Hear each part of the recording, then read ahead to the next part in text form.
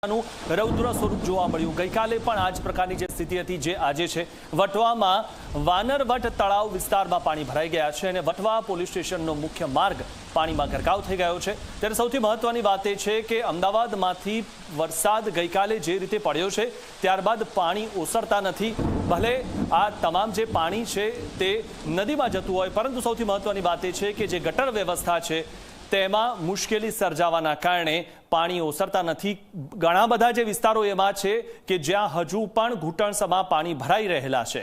ત્યારે આ વાનરવટ તળાવ વિસ્તારમાં પાણી ભરાયા છે અને તેના દ્રશ્યો જે આપ જોઈ રહ્યા છો, ત્યારે વટવા પોલીસ સ્ટેશનનો મુખ્ય માર્ગ પાણીમાં ગરકાવ થઈ ગયેલો છે। લોકો હાલમાં પાણીમાં રહેવા માટે મજબૂર બન્યા છે।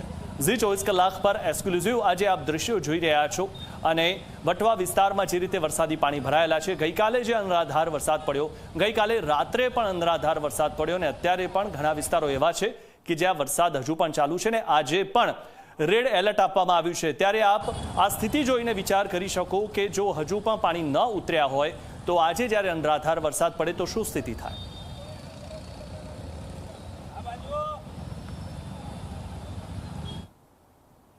તો અમદાવાદમાં જળબંબાકારની સ્થિતિ બાદ પાણી થયું છે અને ગુજરાત યુનિવર્સિટીના સમરસ હોસ્ટેલમાં વરસાદી પાણી ભરાઈ ગયા છે। સમરસ ગર્લ્સ હોસ્ટેલની મેસમાં પાણી ભરાઈ ગયા છે। વિદ્યાર્થીનીઓએ મુશ્કેલીનો સામનો કરવો પડ્યો। ગઈકાલથી તે લોકો આ પ્રકારની મુશ્કેલીનો સામનો કરી રહ્યા છે અને મહત્વની વાત એ પણ છે કે પાણી ઓછું થવાનું નામ નથી લેતું, કારણ કે પાણીનો નિકાલ હાલમાં શક્ય નથી। ઉલ્લેખનીય બાબત એ પણ છે કે વરસાદ હાલમાં આટલો જે આવ્યો છે વધુ પ્રમાણમાં આવ્યો છે, પરંતુ તે પહેલા જે રીતે આખા અમદાવાદમાં ગટરની સાફ સફાઈ થવી જોઈએ, પાણીના નિકાલ માટેની જે વ્યવસ્થા થવી જોઈએ તે કોઈ જ વ્યવસ્થા થઈ નહોતી। હા, માત્ર કાગળ પર એ વ્યવસ્થા થઈ છે અથવા એના માટે પૈસા ખર્ચાયા છે તેવું બતાવવામાં આવ્યું હતું, પણ તમે જોશો તમારા વિસ્તારમાં કોઈ પણ જગ્યાએ ગટરની સાફ સફાઈ થઈ હોય તેવા દ્રશ્યો તમને નહીં જોવા મળ્યા હોય, જેના જ કારણે જે કચરાથી ભરાયેલી જે ગટરો છે તેમાંથી આ વરસાદી પાણી જતા નથી અને ઘણા બધા જે વિસ્તારો છે આપ આ જે દ્રશ્યો જોઈ રહ્યા છો, સમરસ ગર્લ્સ હોસ્ટેલની મેસમાં પણ પાણી ભરાઈ ગયા છે। વિદ્યાર્થીનીઓને મુશ્કેલીનો સામનો કરવો પડી રહ્યો છે। ગઈકાલથી તેઓ મુશ્કેલીનો સામનો કરી રહ્યા છે અને અત્યારે પણ અહીંયા પાણી ભરાયેલા છે।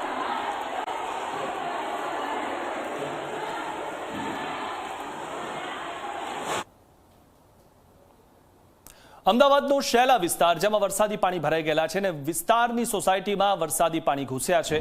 ત્યારે આકાશ રેસિડેન્સીના બેઝમેન્ટમાં પાણી ભરાઈ ગયા છે। અહીંયા થોડાક સમય પહેલા જ મોટી ગટર વ્યવસ્થા કરવામાં આવી હતી, તેના પાછળ ઘણા રૂપિયા ખર્ચવામાં આવ્યા હતા, પરંતુ તે ગટરમાંથી પાણી જતું નથી। પાર્કિંગમાં રહેલા વાહનો પાણીમાં ડૂબી ગયા છે। અહીંયા ઘણા બધા જે ફ્લેટ્સ છે તે કરોડ રૂપિયાના મળી રહ્યા છે, પરંતુ કરોડો રૂપિયાના ફ્લેટમાં શું હાલત છે તે આપ આ દ્રશ્યમાં જોઈ રહ્યા છો અને બેઝમેન્ટમાં પાણી ભરાઈ ગયા છે। લોકોના વાહનો પાણીમાં ગરકાવ થઈ ગયા છે।